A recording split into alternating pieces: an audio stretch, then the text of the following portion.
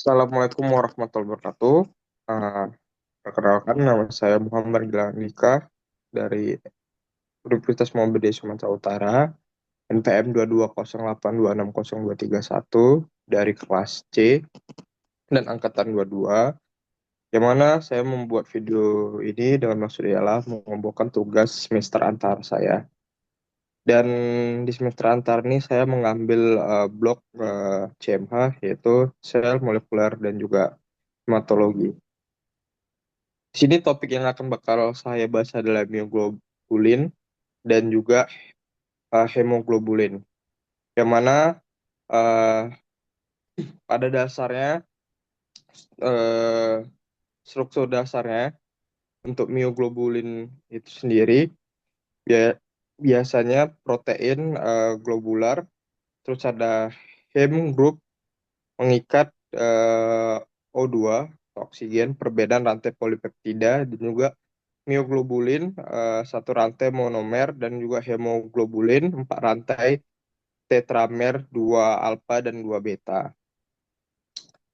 Fungsi utama sendiri dari mioglobulin adalah menyimpan oksigen di otot, memfasilitasi difusi oksigen saat aktivitas intens, dan juga eh, menjaga ketersediaan oksigen saat hipoksia atau aktivitas intens, dan juga adanya memfasilitasi difusi dari membran sel ke mitokondria.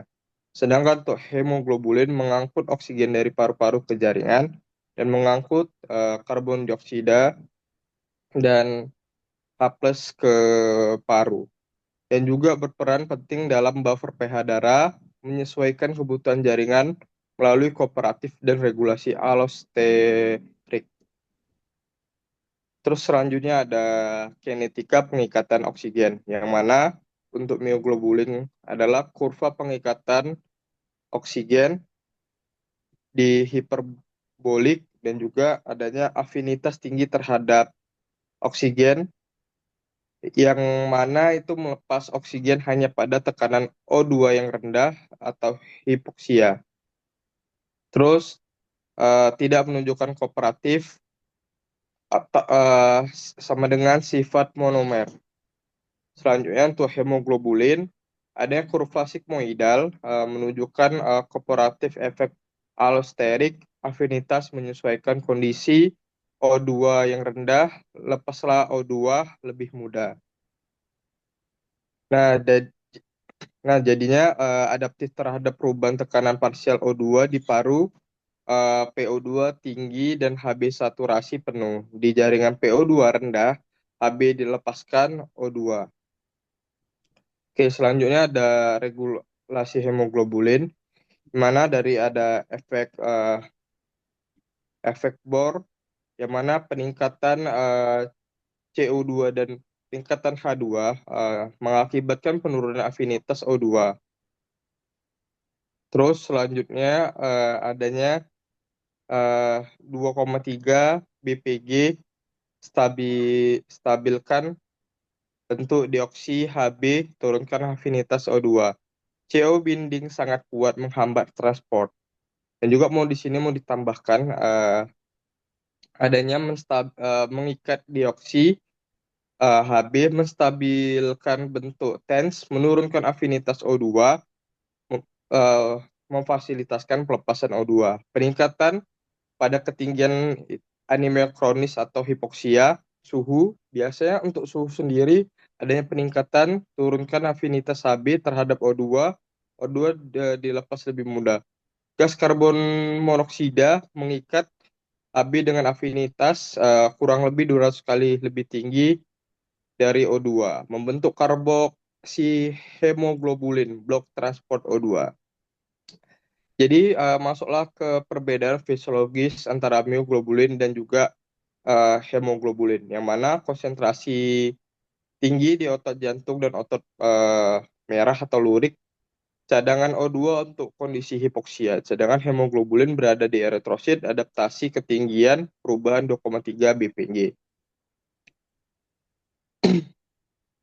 Terus selanjutnya ada mungkin di sini tidak ada, mungkin saya ingin menambahkan ada peran dalam fisiologisnya dan adaptasinya, yang mana mioglobulin menyediakan cadangan O2 untuk kontraksi otot terus-menerus, sangat penting hewan eh, penyelam seperti misalnya paus dan anjing laut. Sedangkan hemoglobulin menjaga keseimbangan transportasi gas dalam tubuh, adaptasi ketinggian peningkatan 2,3 bpg, lebih mudah lepaskan O2 di jaringan.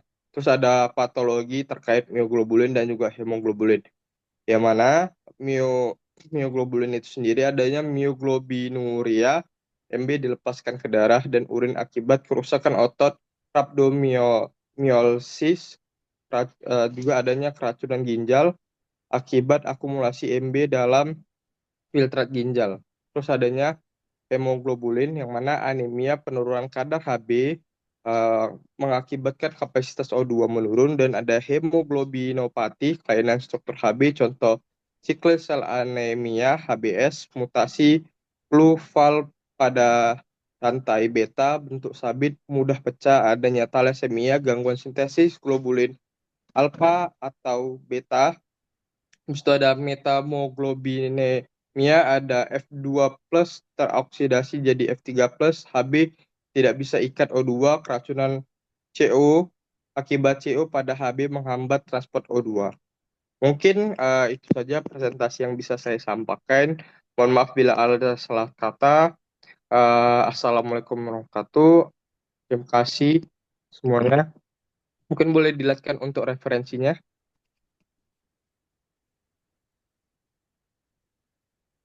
Nah, mungkin ini adalah referensi dari saya. Oke.